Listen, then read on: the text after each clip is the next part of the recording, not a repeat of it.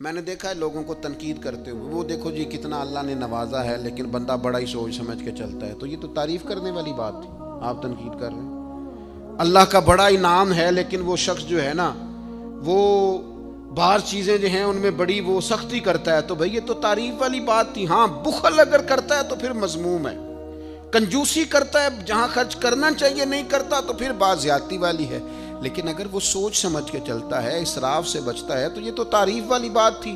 اللہ کے پیارے رسول صلی اللہ تعالیٰ علیہ وسلم نے فرمایا 3 باتوں کو اللہ بڑا ہی ناپسند فرماتا ہے، مسلم شریف میں موجود۔ ایک فرمایا یاوہ گوئی کو، فضول بولتے رہنے کو، بلا وجہ باتیں کرنے کو اللہ ناپسند کرتا ہے، اور دوسرا رسول پاک علیہ السلام فرماتے ہیں بلا وجہ کے سوالات، کوئی ضرورت نہیں ان چیزوں، ان سوالات کو کثرت سے کرنے کو اللہ ناپسند فرماتا ہے، اور تیسرا حضور فرمانے لگے بلا وجہ مال ضائع کرنے کو اللہ ناپسند کرتا ہے۔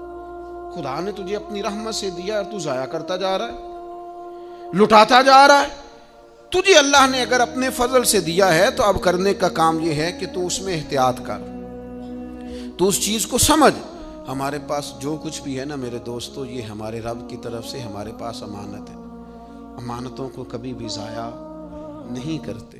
اللہ تبارک و تعالیٰ نے قرآن مجید میں ارشاد فرمایا کہ فَلَا وَرَبِّكَ لَا يُؤْمِنُونَ حَتَّى يُحَكِّمُوكَ فِي مَا شَجَرَ بَيْنَهُمْ۔ اے محبوب علیہ السلام آپ کے رب کی قسم، اے محبوب مجھے آپ کے رب کی قسم، یہ اتنی دیر تک مومن نہیں ہو سکتے جتنی دیر تک اپنے ہر معاملے میں آپ کا فیصلہ تسلیم نہیں کر لیتے، آپ کی رضا کو حاصل نہیں کر لیتے، آپ کے ہر قول کو اپنے لیے قول فیصل نہیں جان لیتے، اتنی دیر تک یہ مومن ہو سکتے نہیں۔ ہم یہ کرتے ہیں کہ چند چیزوں میں تو دین پر عمل کرتے ہیں، دین کل سمجھنا اور کل دین پر عمل کرنا، اور دین کی ساری جہتوں کا خیال رکھنا، عبادات کا بھی، معاملات کا بھی، اخلاقیات کا بھی، ہر چیز پر توجہ رکھنا، کل دین کو سمجھنا، یہ مسلمان کے ایمان کا تقاضا ہے۔ ہمارا سارا کچھ نبی پاک صلی اللہ تعالیٰ علیہ وسلم کے ساتھ وابستہ ہے۔ اگر ہم اپنے دین سے، ایمان سے، اپنے معاملات سے نبی پاک علیہ السلام کے نام مبارک کو معاذ اللہ نکال دیں تو ہمارے پاس کچھ بھی نہیں بچتا، یہ دنیا ساری خالی ہو جائے، اندھیر نگری ہو جائے۔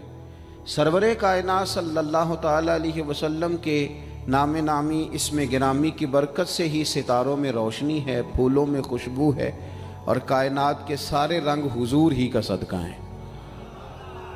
اب ظاہر ہے بندہ مومن جب یہ سمجھ گیا ہے کہ سارا کچھ حضور کی ذات ہے اور سارا کچھ نبی کریم علیہ السلام کی ذات سے وابستہ ہے، تو اب اسے پتہ ہونا چاہیے نا کہ حضور راضی کیسے ہوتے ہیں، اسے خبر ہونی چاہیے کہ نبی پاک علیہ السلام کی رضا کس بات میں۔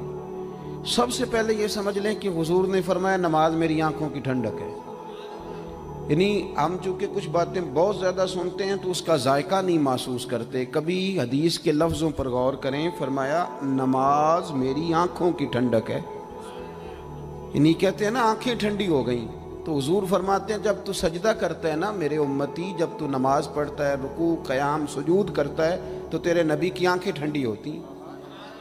یہ کتنا بڑا رضا والا کام ہے نبی پاک صلی اللہ علیہ وسلم کی نماز پڑھنا۔ اور حضور کا اپنا نماز کے ساتھ رشتہ یہ تھا کہ سورج گرہن ہوا تو حضور نے نماز کی نیت باندھ لی، چاند گرہن ہوا تو نماز پڑھنے لگے، تیز بارشیں طوفان کی صورت میں آئیں تو نماز پڑھی، بارش نہیں ہوتی تو نماز پڑھی، حتیٰ کہ جنگوں کے موقع پر بھی میرے نبی پاک نماز کی کثرت فرماتے تھے، ہر موقع پر نماز کی طرف توجہ۔ نماز حضور کی چاہت ہے، آنکھوں کی ٹھنڈک ہے۔ وہ کس طرح کو امتی ہے جو یہ نہ چاہے گا کہ میرے نبی کی آنکھیں ٹھنڈی ہوں؟ آپ نماز پڑھیں، نماز میں آپ توجہ کریں۔ دوسرا، رسول پاک صلی اللہ تعالیٰ علیہ وسلم راضی ہوتے ہیں جب کوئی دین پہ چلتا ہے، جب کوئی دین پہ عمل کرتا ہے۔ میں نے چونکہ کچھ باتیں عرض کرنی ہیں، یہ میرا عنوان ہے، تو میں کچھ چیزیں ایسی ہیں جن کا پتہ ہے بس اشارہ کر کے گزرنا ہے۔ حضرت امیر حمزہ رضی اللہ تعالیٰ عنہ کو جب پتہ چلا کہ ابو جہل نے معاذ اللہ حضور کے سر اقدس پر ڈنڈا مارا ہے، تکلیف دی ہے، تو جناب امیر حمزہ نے بھی جا کے ابو جہل کے سر پہ ڈنڈا مارا، سر پھوڑ دیا۔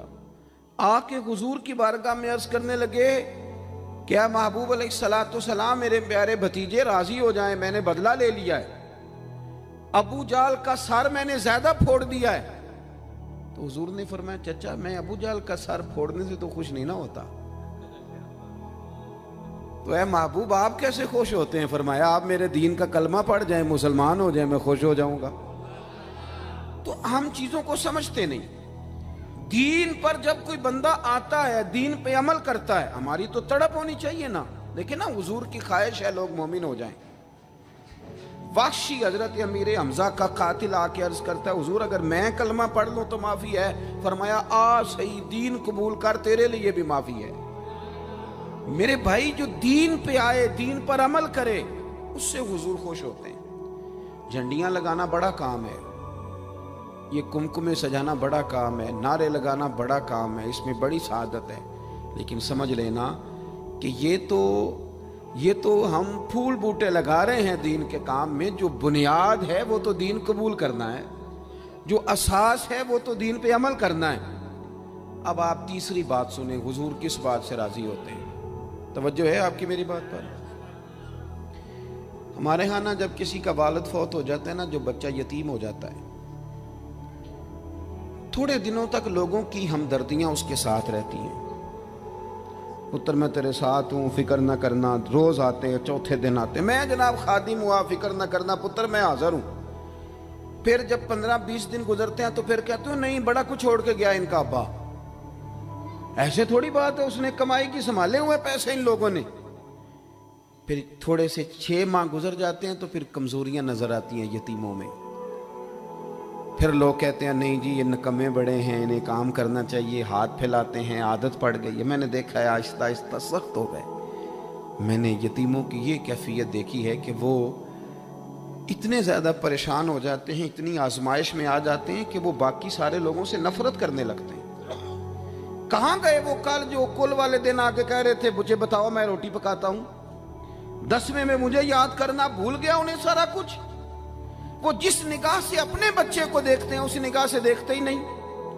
سخت گیر ہو جاتے ہیں وہ لوگ جب ان کے سروں سے سایہ اٹھتا ہے اور ان کے اپنے ان کے قریب نہیں جاتے۔ آؤ نا، یہ نبی پاک کو راضی کرنے والا کام ہے۔ میرے رسول پاک نے فرمایا میں اور یتیم کی پرورش کرنے والا۔ اگر کبھی آپ ان جملوں پہ غور کر لیں تو مزہ آ جائے۔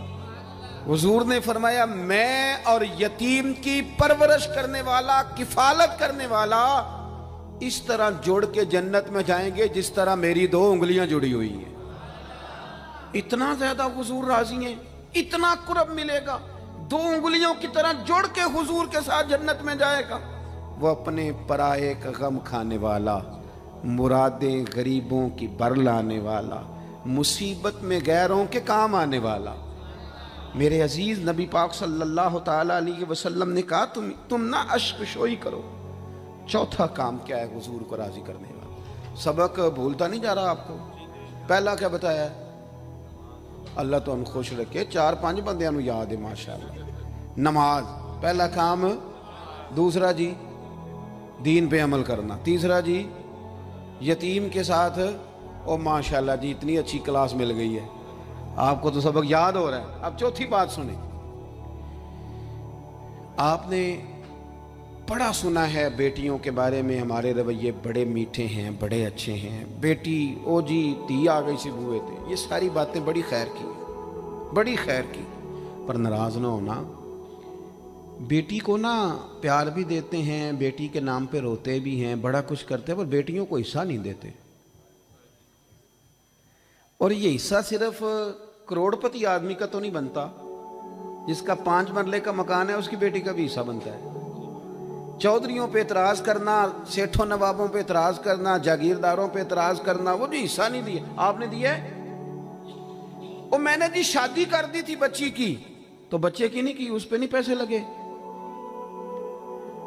میں نے جناب یہ حال کر دیا تھا کہ میں نے جناب وہ بچی کو نا جی جہیز اتنا دے دیا، تو وہ بیٹے نے 3 دفعہ کام شروع کر کے جو ضائع کیا ہے کاروبار، وہ نہیں نظر آیا۔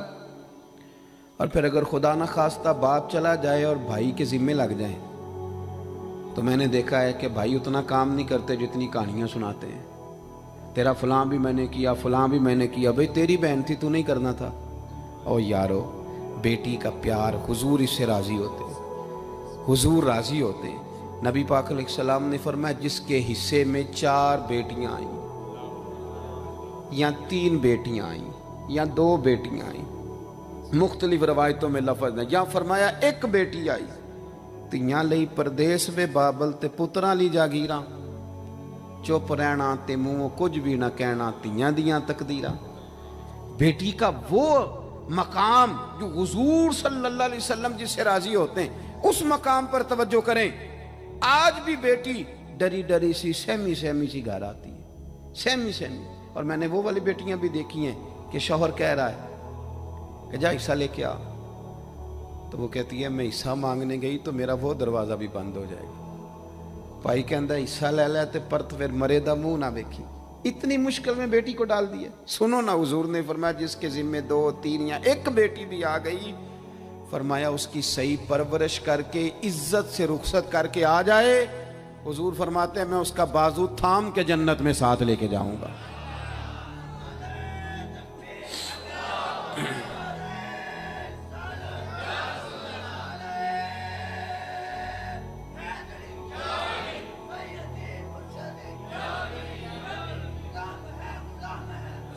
میرے عزیز، آپ یہ وہ کام ہے جو ہمیں حضور کے قریب لے جائیں گے، یہ وہ کام ہے جو ہمیں نبی پاک کے پاس لے جائیں گے، حضور کی بارگاہ تک لے جائیں گے. پھر جو حضور سے پیار کرے،